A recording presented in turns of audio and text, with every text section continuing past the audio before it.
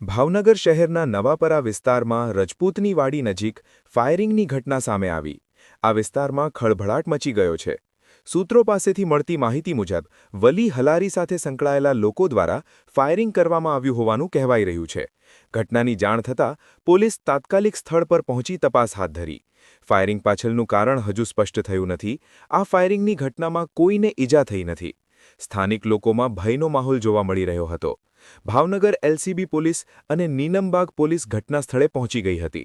Police ઘટના સ્થળે પહોંચી આગળની તપાસ હાથ ધરવામાં આવી અને આરોપીઓની શોધખોળ માટે કાર્યવાહી હાથ ધરવામાં આવી।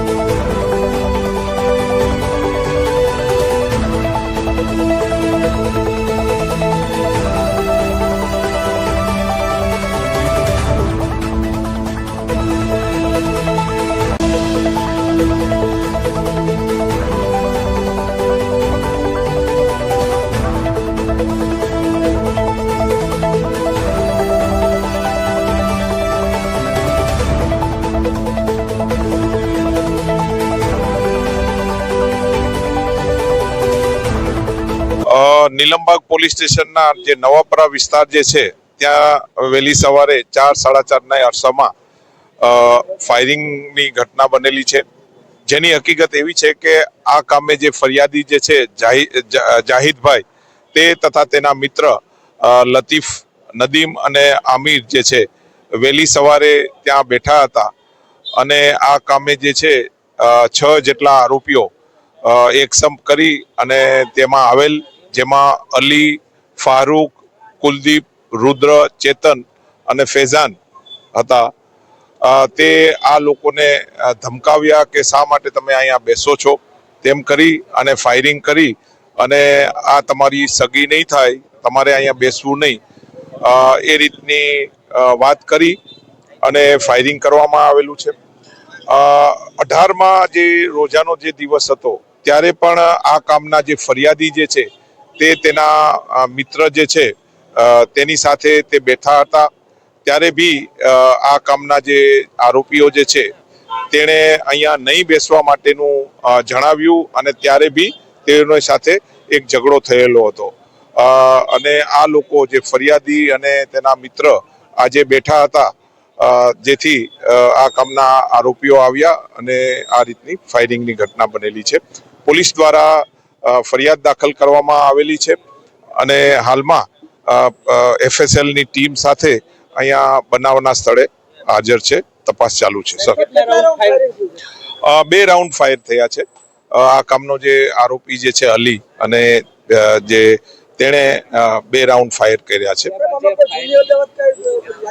જૂની અદાવતમાં એવું છે કે 18માં જે રોજાના દિવસે આ કામના જે ફરિયાદી જે છે જાહિદભાઈ તે તેના મિત્ર સાથે અહીંયા બેઠા હતા ત્યારે બી આ લોકોએ જણાવ્યું કે ભાઈ આ બિલ્ડિંગની સામે તમારે બેસવાનું નહીં, છતાં જે છે આ કામના ફરિયાદી અને તેના મિત્ર આજે વહેલી સવારે ગઈકાલે ઈદ પૂરી થયા પછી આજે વહેલી સવારે બેઠા હતા, તેનું મનદુખ રાખી એક સંપ કરી અને આજે આ ફાયરિંગની બનાવ બનેલ છે। હાલમાં ફરિયાદમાં જે છે 6 જેટલા ઈસમ અને બીજા બી જે છે તેની વિરુદ્ધ FIR નીલમબાગ પોલીસ સ્ટેશનમાં દાખલ કરવામાં આવેલા છે.